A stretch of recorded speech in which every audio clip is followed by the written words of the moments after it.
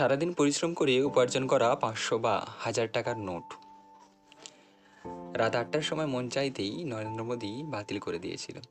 আপনি কি ভুলে গেছেন? নোট বদলের জন্য ঘন্টার পর ঘন্টা আপনাকে আপনার পরিবারের সদস্যদেরকে লাইনে দাঁড়িয়ে থাকতে হয়েছিল। আপনি কি ভুলে গেছেন?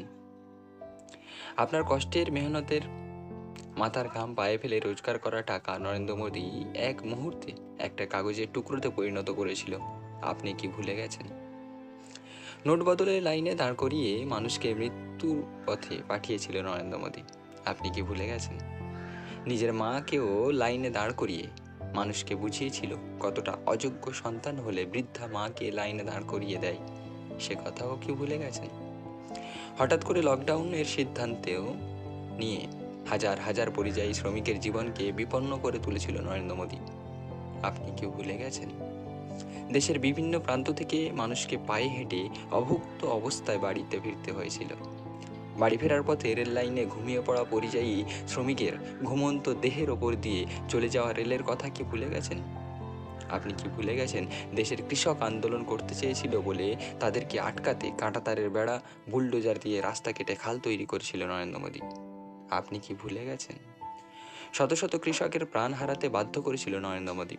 আপনি কি ভুলে গেছেন যখন বিশ্বজুড়ে করোনা মহামারীতে মানুষ মরছে, যখন দেশের মানুষকে মৃত্যুর কবল থেকে বাঁচাতে পারছে না নরেন্দ্র মোদী, সাধারণ মানুষের জন্য অক্সিজেন এর ব্যবস্থা করতে পারছে না নরেন্দ্র মোদী, তখন আপনাকে দিয়ে থালা বাজিয়েছিল, তখন আপনাকে দিয়ে হাততালি বাজিয়েছিল, আপনার ঘরের ইলেকট্রিক বন্ধ করতে বলেছিল। আপনি কি ভুলে গেছেন? আপনি কি ভুলে গেছেন পালোয়ান সাক্ষী মালিক পদক জেতার পর তাকে নিজের পরিবারের বলেছিলেন, আর যখন বিজেপি নেতার বিরুদ্ধে সাক্ষী মালিক প্রতিবাদ করেন, দিনের পর দিন ধর্নায় বসে থাকেন, তখন নরেন্দ্র মোদী মুখে কুলু পেটে বসেছিলেন? আপনি কি ভুলে গেছেন? আপনি কি ভুলে গেছেন দিল্লিতে এনআরসি সিএএ এর প্রতিবাদ সবাই কিভাবে গুন্ডা ঢুকিয়ে দিল্লিতে দাঙ্গার সৃষ্টি করা হয়েছিল? আপনি কি ভুলে গেছেন? জানি আপনি কোনো কিছুই ভোলেননি, তবে ভোলানোর চেষ্টা চলছে অবিরত। ভুলবেন না, কারণ এর পরের ভুলে হয়তো আর ক্ষমা পাবেন না। সময় এসেছে হিসাব নেওয়ার। জয় হিন্দ।